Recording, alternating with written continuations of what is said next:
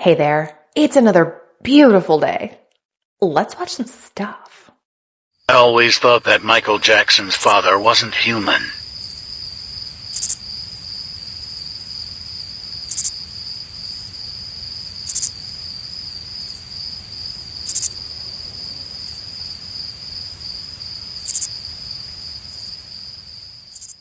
I don't know about him not being human. Maybe not the best human? Guys, civilization has been reset a number of times through human history. The last major one being the Tartaria civilization. I really encourage you guys to research into this, where churches were used for very different things. These big massive bells have all been destroyed. These used to be very common on all the churches. And as this meme says, that there were frequencies omitted that would veer off negative and demonic entities, but they were all recently destroyed over the last 100 years. Why is that? Also, the steeples in churches were used to harness free energy. So now we're paying for energy that we can just get out of the ether. But of course, it's all been destroyed and suppressed. I like how he wrapped those theories up in one nice little ball. The whole Tartarian Empire, free energy from the ether, and bells and harmonics and healing frequencies and warding off evil spirits. I like the way those were all brought together in a big FU to the government because they got rid of all of that stuff for power and money. I like it. This is a mind-blowing fact that I did not know until this year, and once you hear it, you're going to look at all of human history differently. All of recorded human history is only about 50 generations. This requires a lot of caveats and explanations, but let's just say for simplicity's sake, let's say there's one person in each generation that lives a very long time, 100 to 95 years. So there we have a unit. 100 years is one human lifetime. Go back one of those, it's 1924 and World War II hasn't even started yet. Go back 7 of those, and it's 1324, and you might get the plague. Let's just go back 10. Then it would be 1024. You get Saxons and Normans. You can see Vikings. If we go back 20 of those units, you're at the year basically 0. And now let's wrap it up in a tight bow. If you can remember the names of 50 people that lived to be 100 back to back, that will take you all the way back to when the pyramids were being built, basically to the beginning of written history. But here's the bigger point I'm trying to get at. In 50 of those units, you made it all the way back to recorded human history. But if you want to make it all the way back to the beginning of humans, instead of going back 50, you'd have to go back 30,000. And that is just human life as we think we know it. That's quite a long time, isn't it?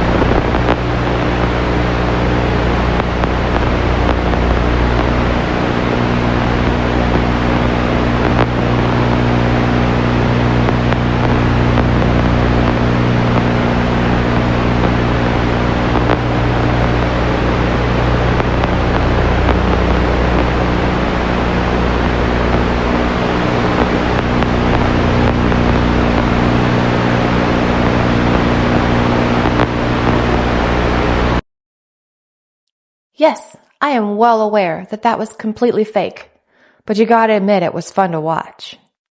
Men used to go to war.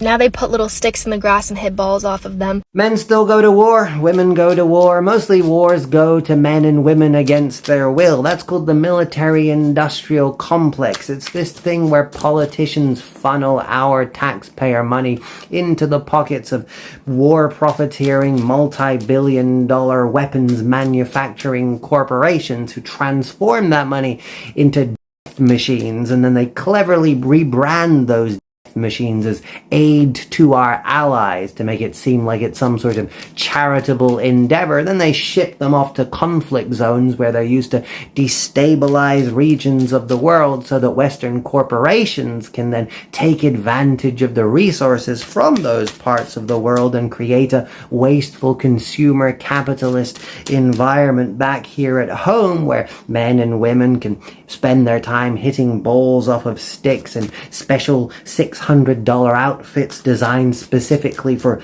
ball stick hitting. So if you find yourself thinking, men aren't men anymore, they used to go to war, that should tell you which side of this equation you currently exist on. So the United States military-industrial complex is a real piece of crap.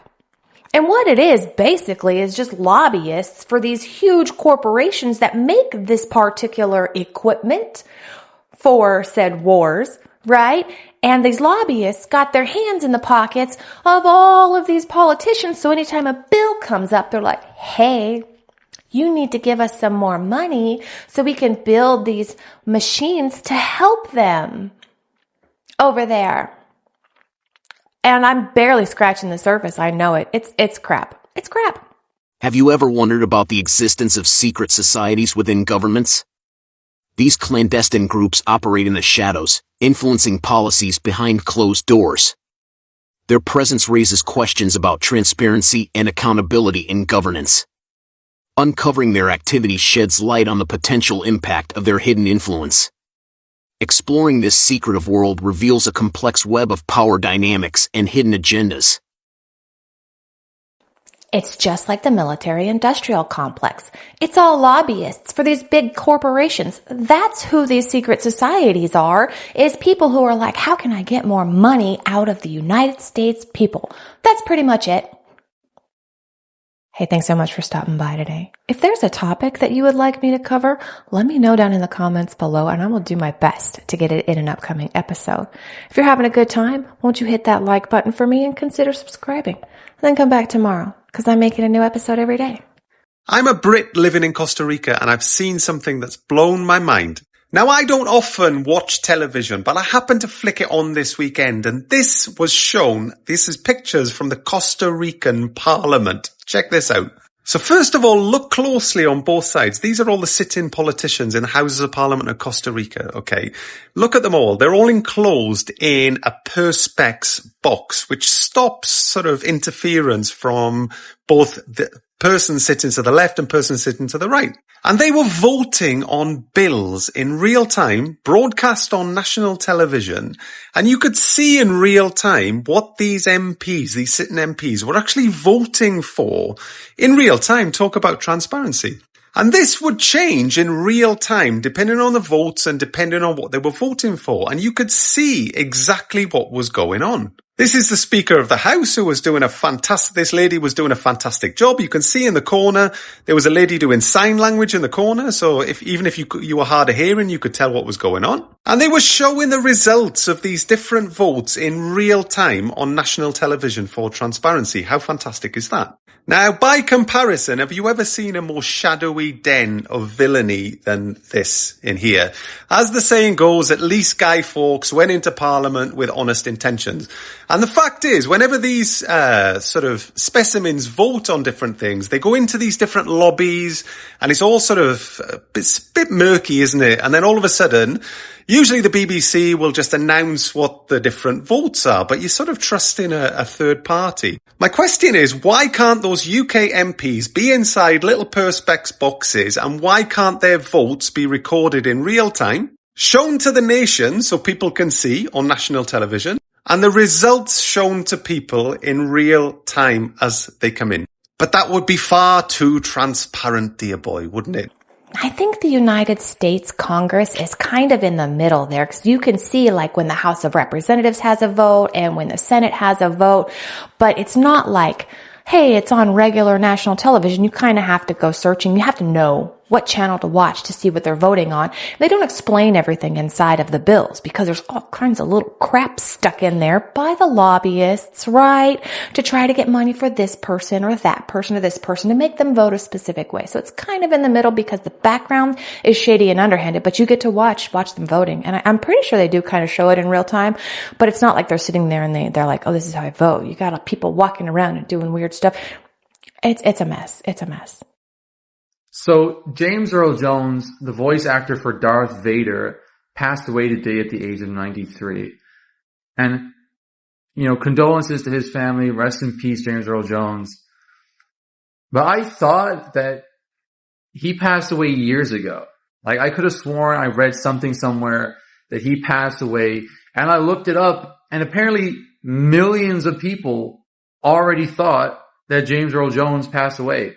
And that it's part of something called the Mandela effect, where everyone shares a collective memory of an event that never happened.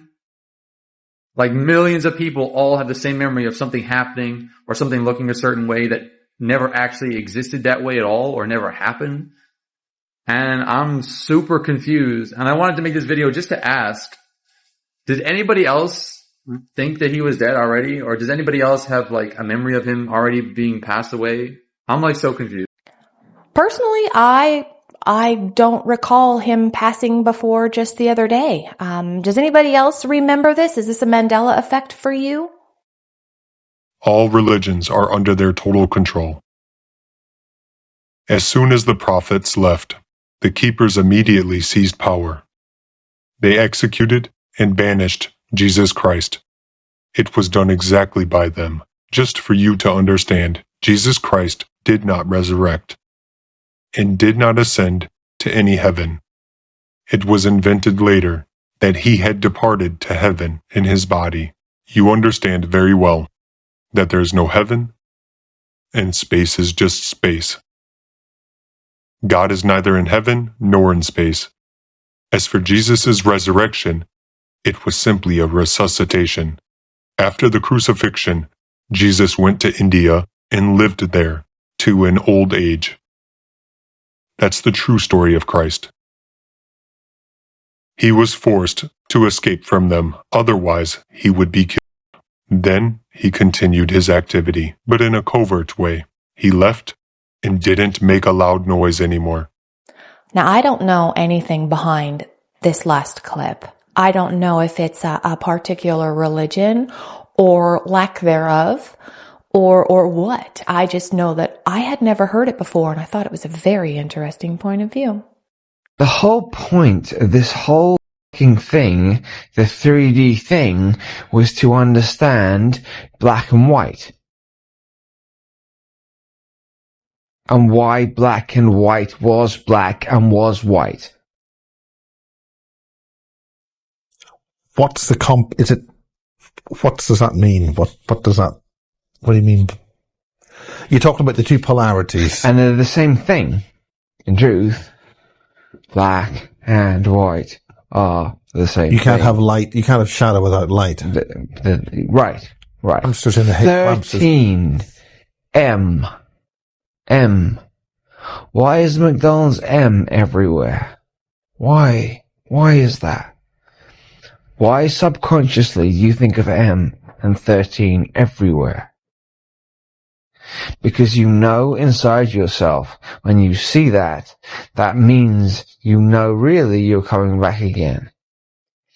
And that's alright. And that's fine. Come back again and do it. You know what? There's nothing wrong with that. There's nothing wrong with coming back again. Because there isn't anything wrong with good or bad. Come back and do it again.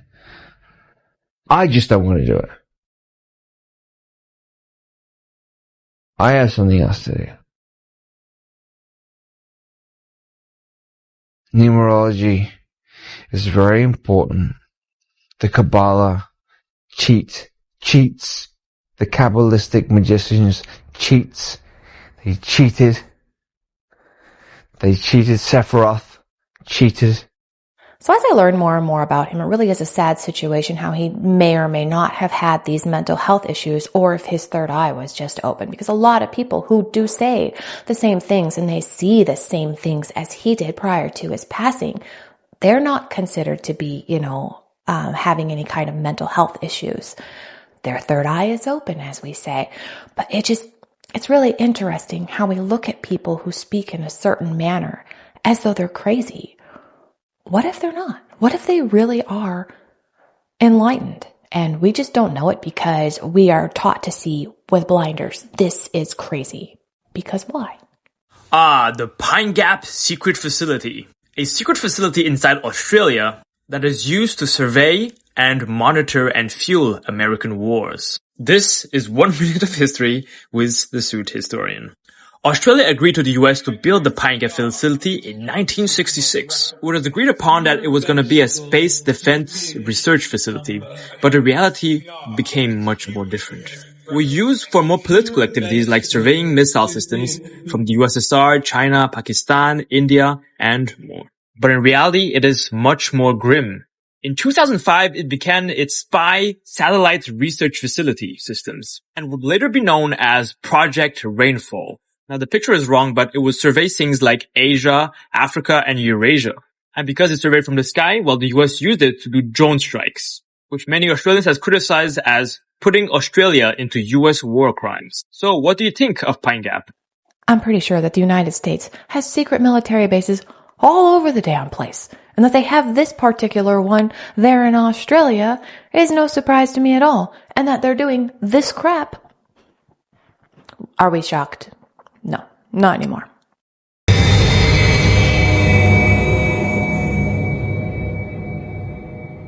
Memorandum, dated 19th of June, 1964. Subject, direction, and control of human behavior. In the 1970s, the public was confronted for the first time with the fact that the Central Intelligence Agency had carried out a bizarre series of behavior modification and mind control experiments on unwitting citizens.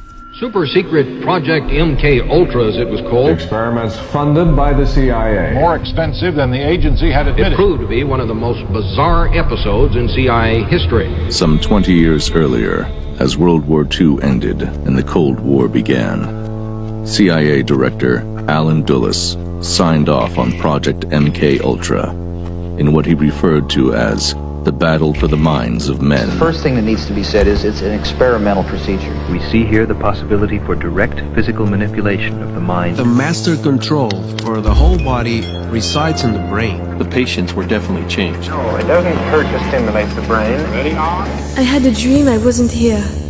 Behind it all, in the background, with the rise of technology, the black box of the brain became a target of scientific deconstruction. The mind, in contradistinction to brain and behavior, emerged in the 1950s as a legitimate object of experimental research. What kind of a machine is man? I'm very curious to know just how far we can push this human operator. And the neuron emerged as the smallest unit separating man from his external reality. I hate when they get cut off right there. I think it was going to say separating man from his external reality.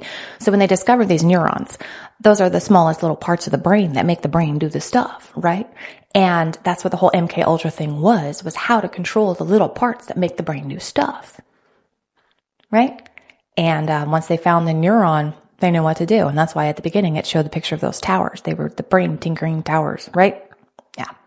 On that note, I'm going to call it for today. Thank you so much for sharing your time with me. Come on back tomorrow. We're going to watch some new stuff. I'll say different things, and it's going to be fantastic. Until then, have a wonderful day.